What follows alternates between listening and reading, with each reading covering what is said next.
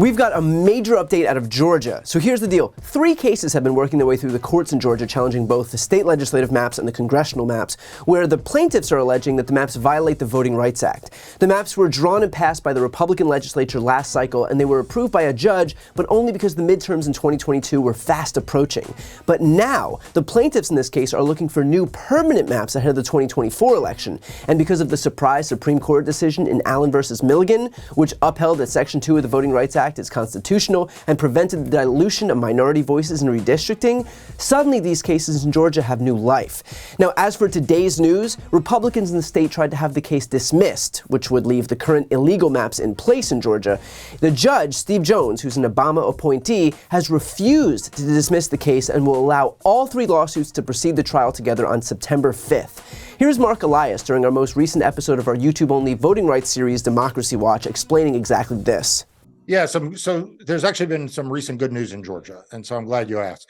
The trial court there rejected the state's motion for summary judgment, which is basically a way to short circuit the case, and set it for trial. So that case is going to trial on September 5th of this year. So, there's been a lot of concern in all of these states, including in Georgia, that the cases won't move fast enough that Republicans will be able to stall this out. That case is going to go to trial on September 5th in the state of Georgia. And I predict we're going to have a favorable ruling in that by the end of September, in plenty of time for there to be new maps for the 2024 election. How many seats may be at play in Georgia?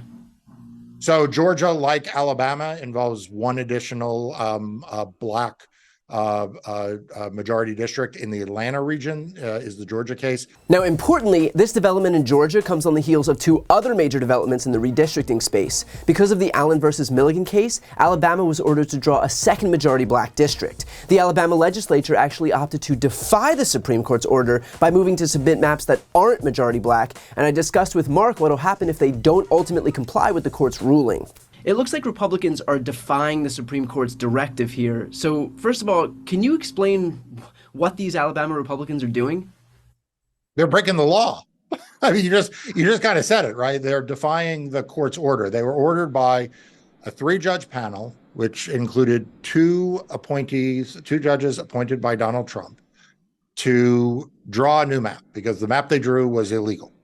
They were like, no, you don't understand. You're wrong. This needs to go to the U.S. Supreme Court. The U.S. Supreme Court agreed it was illegal.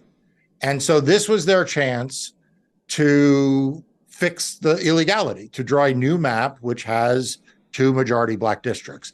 And instead of doing that, they have been engaged in what can really be described as cynical political theater. That's what they're doing. It's cynical political theater of drawing a new map that does not comply with the court's order, and they can't do it, and they're not going to get away with it. Okay, so I might be betraying my naivety here, but the legislature did pass those 2 different maps, neither one of which comport with the directive from both the federal court and the U.S. Supreme Court. How can they do this? They can't. I mean, this is the thing. What they're doing, they're not allowed to do. But here's the escape hatch.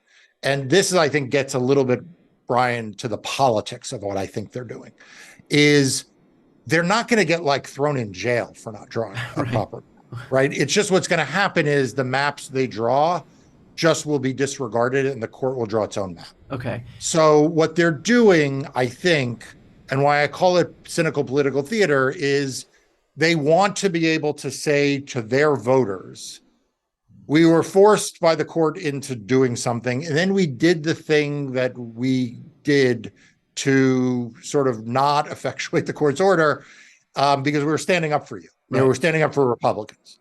And knowing full well that the way this ends is that the court disregards what the legislature is doing and just draws its own map. And then they get to say, you see, it was the runaway judiciary. It wasn't us.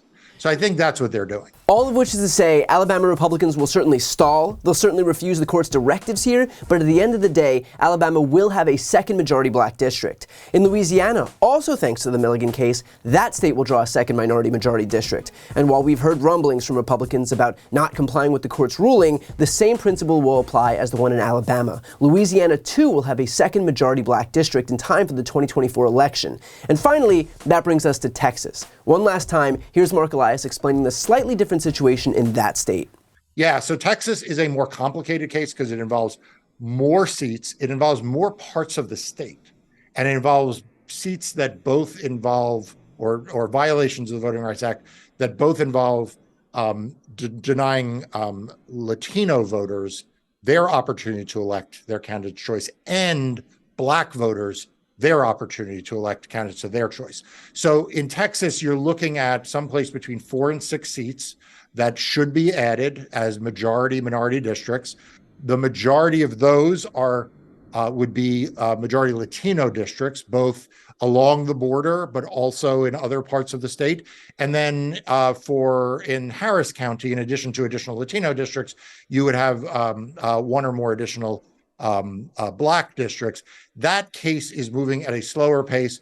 But again, I expect the federal courts know when they're being played. And even if a federal judge isn't going to vote your way, they understand that election cases have to move in time for the elections. So win, lose, or draw, I really do expect that these judges are going to expedite these cases so that there are rulings in time for the 2024 election. And of course, it's worth noting that the Section 2 of the Voting Rights Act cases aren't the only news in the redistricting space.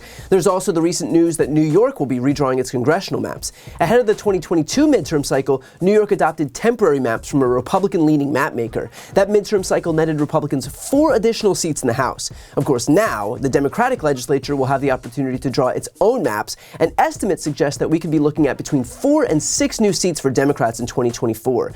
And given the fact that Republicans' majority in the House is currently only 5 seats, this would clearly be a major boon for Democrats' prospects to take the gavel away from Kevin McCarthy. With that said, I want to make one caveat. This is not a guarantee that Democrats will win the House. What these decisions will do is give us the opportunity to flip seats. Right now, most of these seats are scientifically engineered so that Democrats can't win.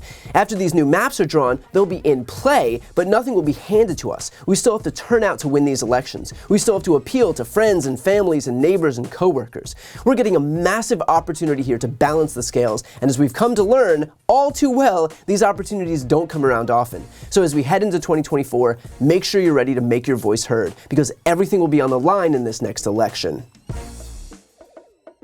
Before you go, I need some help. Please subscribe to this channel and do your part to help grow the progressive media ecosystem. I don't do sponsorships or paid ads, I won't ask for money, but just subscribing to this channel goes a really long way, and it helps get the message out to more people.